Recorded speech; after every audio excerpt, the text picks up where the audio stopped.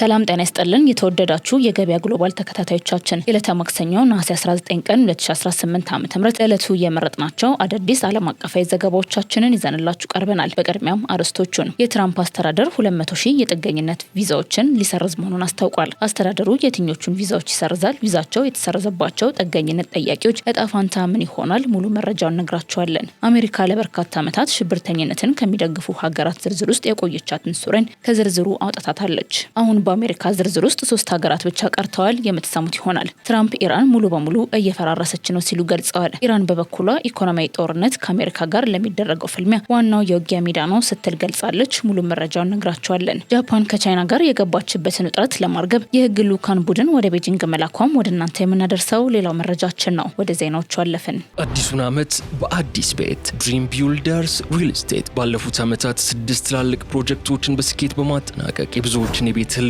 እውን አድርገናል። አሁን ደግሞ በከተማችን ለኑሮ ተስማሚ በሆነችው ሲኤምሲ በሀገራችን የመጀመሪያ የሆነውን ባለ 5 ኮከብ ኮምፓውንድ አፓርትመንቶችን በሽያጭ ላይ ነን። አዲሱን ዓመት ምክንያት በማድረግ 25% ቅድመ ክፍያ ጀምሮ ለሚከፍሉ ደንበኞቻችን ከ7% እስከ 30% የሚደርስ ልዩ የበዓል ቅናሽ አዘጋጅተናል። ቤቶቻችን ባለ 1 መኝታ ከ720 ሺህ ብር ቅድመ ክፍያ ጀምሮ፣ ባለ 2 መኝታ ከ1.1 ሚሊዮን ብር ቅድመ ክፍያ ጀምሮ፣ ባለ 3 መኝታ ከ1.4 ሚሊዮን ብር ቅድመ ክፍያ ጀምሮ ቀሪውን ክፍያ ያለምንም የዋጋ ጭማሪ በግንባታ ሂደት መሰረት በተመቻቸ ሁኔታ ይከፍላሉ። በዚህ ኮምፓውንድ ውስጥ 2 የመዋኛ ገንዳ፣ ዘመናዊ ጂምና ስፓ፣ ለልጆች ኢንዶር ኤንድ አውትዶር ፕሌይግራውንድ፣ ባስኬትቦል ኮርትስ፣ የህፃናት ማቆያ ወይም ዴይ ኬር፣ የመሮጫና የሳይክል ትራክ በውስጡ አዋህዶ የያዘ ድንቅ የመኖሪያ መንደር ነው። አዲሱ ዓመት የቤት ህልሞን ወደ እውነት የሚቀይሩበት እንዲሆን ፈጥነው ይደውሉ። ስልክ 0928744913 ላይ ሃሎ ይበሉን። ድሪም ቢልደርስ ሪል ስቴት ህልሞን እንገነባለን።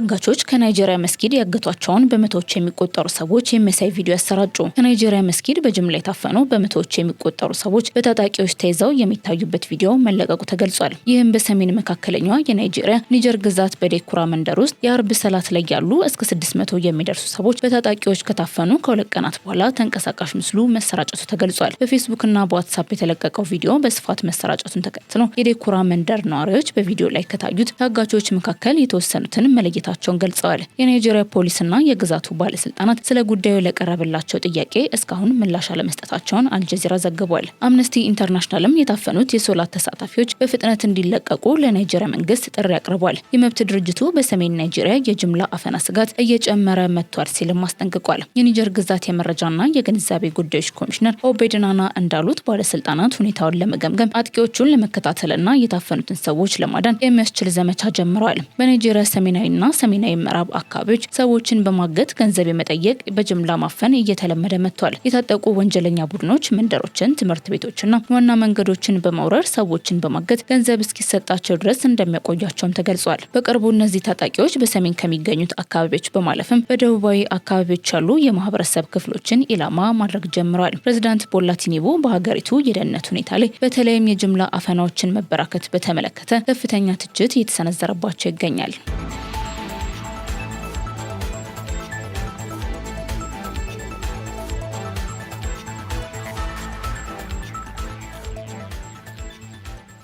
ትራምፕ ኢራን ሙሉ በሙሉ እየፈራረሰች ነው ሲሉ ገለጹ። የአሜሪካው ፕሬዝዳንት ዶናልድ ትራምፕ በዋሽንግተንና በቴህራን መካከል ያለው ግጭት በቀጠለበት ወቅት ኢራን ሙሉ በሙሉ እየፈራረሰች ነው ሲሉ ገልጸዋል። በራሳቸው የማህበራዊ ሚዲያ ገጽ ትሩዝ ሶሻል ላይ ኢራን ሙሉ በሙሉ እየፈራረሰች ነው ሲሉ ጽፈው ፕሬዝዳንቱ ስለ አስተያየታቸው ተጨማሪ ማብራሪያ አልሰጡም። ይህም ትራምፕ በኢራን ኢኮኖሚያዊና ወታደራዊ አቅም ላይ ቀደም ሲል ከሰጡት አስተያየት ጋር የሚመሳሰል ነው። የአሜሪካው ግምጃ ቤት ሚኒስተር ስኮት ቤሰንት እሁድ ዕለት አሜሪካ በኢራን ላይ የኢኮኖሚያዊ ዲዴይ ብለው የገለጹትን ከባድ ጫና ለመጠቀም ዝግጁ መሆኗን ተናግረዋል። ቤሴንት እንደገለጹት የትራምፕ አስተዳደር የኢራንን ወታደራዊ አቅም አፍርሷል፣ ከወታደራዊ ፋብሪኮቿም ወደ 100 የሚጠጋውን አውድሟል፣ እንዲሁም የኢራንን የኒኩሌር ፕሮግራምም አስወግዷል ብለዋል። ትራምፕ ኢራን ከዋሽንግተን ጋር ትክክለኛውን ስምምነት ለማድረግ በጣም ይፈልጋሉ፣ ነገር ግን ትክክለኛውን ስምምነት ለማድረግ ዝግጁ አይደለም ሲሉ ተናግረዋል። በተጨማሪም ኢራን ገንዘብ፣ የባህር ኃይል፣ የአየር ኃይል የሌላት መሆኑና ወታደሮቿና ፖሊሶቿን ደሞዝ እየከፈለች አይደለም ሲሉ የገለጹ ሲሆን በኢራን ያለው የዋጋ ንረትም 350 በመቶ ደርሷል ብለዋል። ትራምፕ በተጨማሪ አሜሪካ በሆርሙዝ የባህር ሰርጥ ዙሪያ ያለውን ክልል ሰርጡንና በደቡባዊ ኢራን የሚገኙ አካባቢዎችን ጨምሮ ሙሉ ቁጥጥር እንዳላት ገልጸዋል። ዋሽንግተንና ቴህራን በሰኔ ወር ግጭቱን ለማቆምና በሆርሙዝ የባህር ሰርጥ የሚደረገውን የመርከቦች እንቅስቃሴ ለማስጀመር የሚያስችል የመግባቢያ ሰነድ መፈራረማቸው ይታወቃል። ሆኖም የስምምነቱ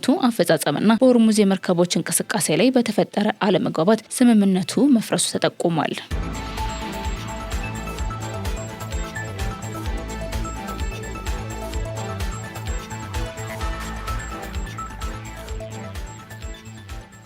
ጃፓን የቻይናና የጃፓንን ውጥረት ለማርገብ ሕግ አውጪዎችን ወደ ቻይና ላከች።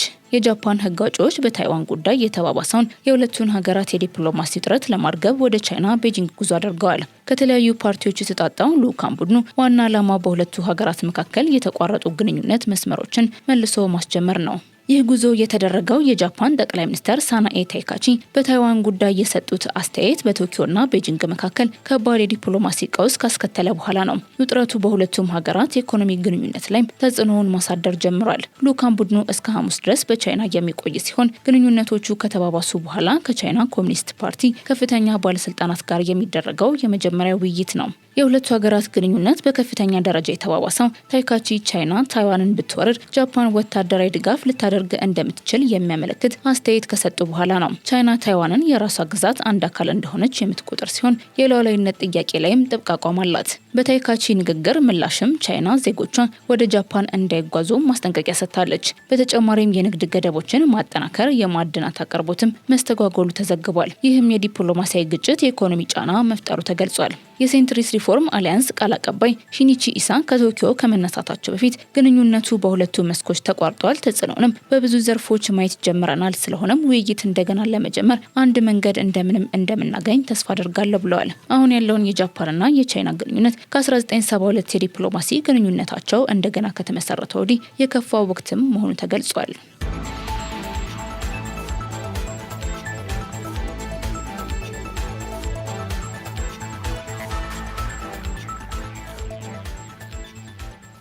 አሜሪካ ሽብርተኝነትን ከሚደግፉ አገራት ዝርዝር ውስጥ ሶሪያን አወጣች። አሜሪካ ከ47 ዓመታት በኋላ ሽብርን የሚደግፉ ብላ ከዘረዘራቸው አገራት ውስጥ ሶሪያን ማውጣቷን አስታወቀች። የሶሪያ የግል ዘርፍ ኢንቨስትመንት እንዳይኖር የመጨረሻ ዋና መሰናክል የነበረው በሽብር ደጋፊነት ፍረጃ መነሳቱ አገሪቱ ከዓለም አቀፍ ኢኮኖሚ ጋር ዳግም እንድትዋሃድ የሚያስችል ነው። የአሜሪካ ውጭ ጉዳይ ሚኒስትር ማርኮ ሩቢዮ ይህ እርምጃ የተወሰደው የሶሪያ መንግስት ከዓለም አቀፉ የሽብር ተግባራት ራሱን ለማራቅ ለወሰደው አዎንታዊ እርምጃ እውቅና ለመስጠት እንደሆነ ተናግረዋል። የትራምፕ አስተዳደር ከዚህ ቀደም አዲሱን የሶሪያ ፕሬዝዳንት አህመድ አልሻራን ተቀብሏል። አሜሪካ የቀድሞ ታጣቂ የነበረውን የአሁኑን የሶሪያ ፕሬዝዳንት ለመያዝ ለሚረዳ ሰው የሽልማት ገንዘብ ጭምርም አዘጋጅታ ነበር። ሀያት ታህሪር አልሻም የተባለው እሳቸው የሚመሩት እስላማዊ ቡድንም ከአሜሪካ የዓለም አቀፍ አሸባሪ ድርጅቶች ዝርዝር ውስጥ ተሰርዟል። ቀደም ሲል አልኑስራ ፍሮንት በመባል የሚታወቀው ሀያት ታህሪር አልሻም አልሻራ ከጂሃዲስት አውታር ጋር የነበረውን ግንኙነት እንደ አውሮፓውያኑ አቆጣጠር በ2016 እስካቋረጠበት ጊዜ ድረስ በአልቃይዳ ስር የነበረ የሶሪያን ቅርንጫፍ ነው። ሀያት ታህሪር አልሻም በ2024 መጨረሻ ላይ የቀድሞውን ፕሬዝዳንት ባሽር አልአሳድን የገለበጠውን የአማጽያን ጥቃት መርቷል። በአሁኑ ሰዓትም ቡድኑ በሶሪያ የሽግግር አስተዳደር ላይ የበላይነት አለው። አሜሪካ ሶሪያን ከሩሲያ ወይንም ከቻይና ተጽዕኖ በማራቅ ወደ ራሷ ምህዋር ለማምጣትም ተስፋ አድርጋ እየሰራች ነው ተብሏል። ሐምሌ ላይ ታቅዶ ትናንት ሰኞ ተግባራዊ የሆነው ሶሪያን ከሽብር ደጋፊ አገራት ዝርዝር ውስጥ የመሰረዝ ውሳኔ የሶሪያን ሕዝብ ወደ ብልጽግና መንገድ ያስገባል ሲሉ ሩቢዮ መናገራቸውንም ቢቢሲ ዘግቧል። የሀገሪቱ ውጭ ጉዳይ ሚኒስትር አሳድ ሐሰን አልሻይባኒ ታሪካዊ እርምጃ ሲሉ የአሜሪካን ውሳኔ ማድነቃቸውን የሶሪያው የዜና ወኪል ሳና ዘግቧል። ሚኒስትሩ የመገለል ተጽዕኖን ለማስወገድና በግልጽነት በጋራ ፍላጎትና በመከባበር ላይ የተመሰረተ ሁኔታን ለመፍጠር መስራታችንን እንቀጥላለን ብለዋል። ባለፈው ዓመት አሜሪካ ሀያት ታህሪር አልሻምን ከውጭ አሸባሪ ድርጅት ዝርዝር ስትሰርዝ መሪውን ሻህራም በልዩ ሁኔታ ከተፈረጁ ዓለም አቀፍ አሸባሪዎች ዝርዝርም አውጥታለች። አሜሪካ ከአውሮፓውያኑ ከ1979 ጀምሮ ሶሪያ ላይ የጣለችውን ሽብርተኝነት የምትደግፍ ሀገር የሚል ፍረጃ በማንሳቷ በአሁኑ ሰዓት በዚህ ዝርዝር ውስጥ የሚገኙት ብቸኛ ሀገራት ኩባ፣ ሰሜን ኮሪያና ኢራን ሆነዋል።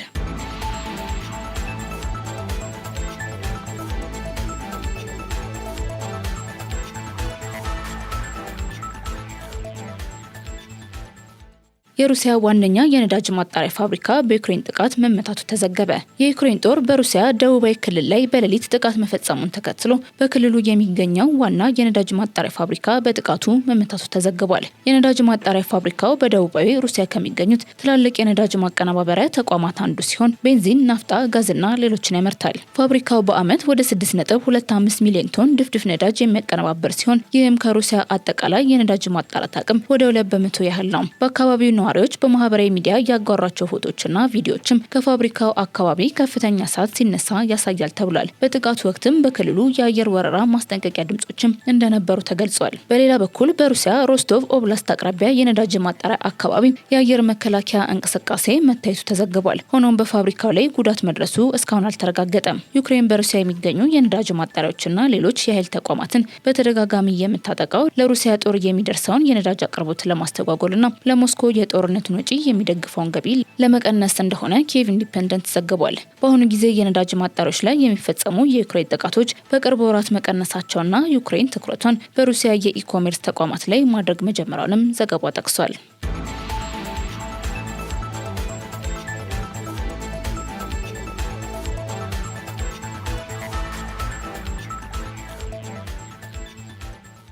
የትራምፕ አስተዳደር የ200,000 የጥገኝነት ጠያቂዎችን ቪዛ ሊሰርዝ ነው። የአሜሪካው ፕሬዝዳንት ዶናልድ ትራምፕ አስተዳደር በአሜሪካ የጥገኝነት ፍቃድ የጠየቁ ወይም በአሁኑ ወቅት የጥገኝነት ሂደት ላይ ያሉ የውጭ ዜጎች ቪዛን ለመሰረዝ እቅድ ማውጣቱን አስታወቀ።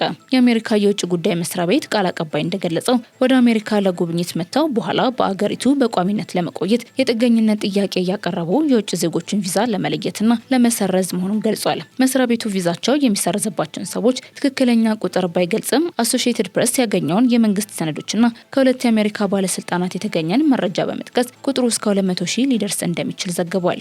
እቅዱ በ2016 እና በ2026 መካከል የተሰጡ በንግድ ወይንም ቢ1 እና በቱሪዝም ቢ2 የአጭር ቪዛዎችን ያካትታል ተብሏል።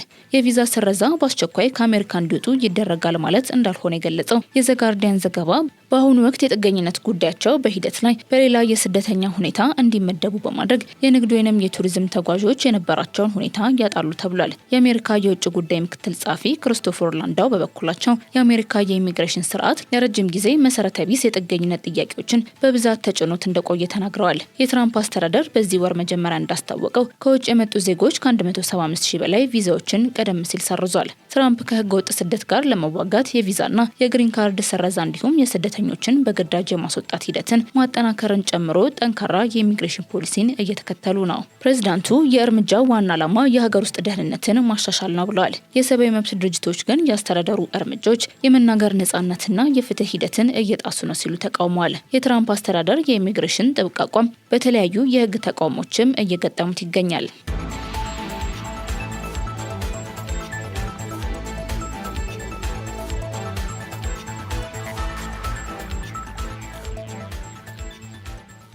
ኢራን ኢኮኖሚያዊ ጦርነት ከአሜሪካ ጋር ለሚደረገው ፍልሚያ ዋናው የውጊያ ሜዳ መሆኑን አስታወቀች። የኢራን እስላማዊ አብዮታዊ ዘብ በትናንትናው ዕለት ባወጣው መግለጫ ከአሜሪካ ጋር ለሚደረገው ፊት ለፊት ግንኙነት ኢኮኖሚያዊ ጦርነት ዋናው የውጊያ ሜዳ መሆኑን አስታወቀ።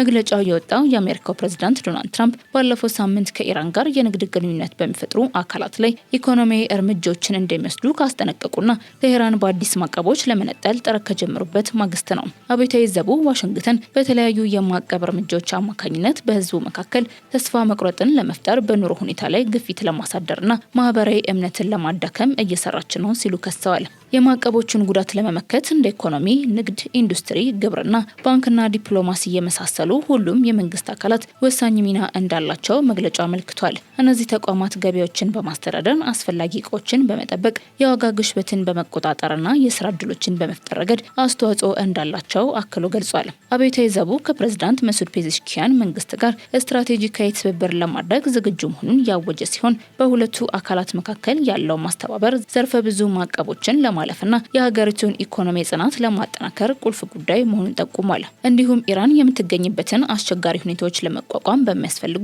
ሁሉም መስኮች ከመንግስት ጋር ለመተባበርና ለመቀናጀት ዝግጁ መሆኑን ገልጿል።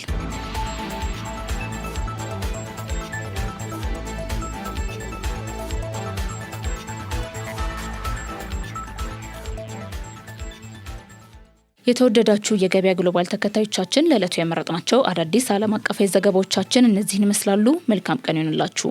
አዲሱን ዓመት በአዲስ ቤት ድሪም ቢልደርስ ሪል ስቴት ባለፉት ዓመታት 6 ትላልቅ ፕሮጀክቶችን በስኬት በማጠናቀቅ የብዙዎችን የቤት ህልም እውን አድርገናል። አሁን ደግሞ በከተማችን ለኑሮ ተስማሚ በሆነችው ሲኤምሲ በሀገራችን የመጀመሪያ የሆነውን ባለ 5 ኮከብ ኮምፓውንድ አፓርትመንቶችን በሽያጭ ላይ ነን። አዲሱን ዓመት ምክንያት በማድረግ 25% ቅድመ ክፍያ ጀምሮ ለሚከፍሉ ደንበኞቻችን ከ7% እስከ 30% የሚደርስ ልዩ የበዓል ቅናሽ አዘጋጅተናል። ቤቶቻችን ባለ 1 መኝታ ከ720 ሺህ ብር ቅድመ ክፍያ ጀምሮ፣ ባለ 2 መኝታ ከ1.1 ሚሊዮን ብር ቅድመ ክፍያ ጀምሮ፣ ባለ 3 መኝታ ከ1.4 ሚሊዮን ብር ቅድመ ክፍያ ጀምሮ ቀሪውን ክፍያ ያለምንም የዋጋ ጭማሪ በግንባታ ሂደት መሰረት በተመቻቸ ሁኔታ ይከፍላሉ። በዚህ ኮምፓውንድ ውስጥ 2 የመዋኛ ገንዳ፣ ዘመናዊ ጂምና ስፓ፣ ለልጆች ኢንዶር ኤንድ አውትዶር ፕሌይግራውንድ፣ ባስኬትቦል ኮርትስ፣ የህፃናት ማቆያ ወይም ዴይ ኬር፣ የመሮጫና የሳይክል ትራክ በውስጡ አዋህዶ የያዘም ድንቅ የመኖሪያ መንደር ነው። አዲሱ ዓመት የቤት ህልሞን ወደ እውነት የሚቀይሩበት እንዲሆን ፈጥነው ይደውሉ።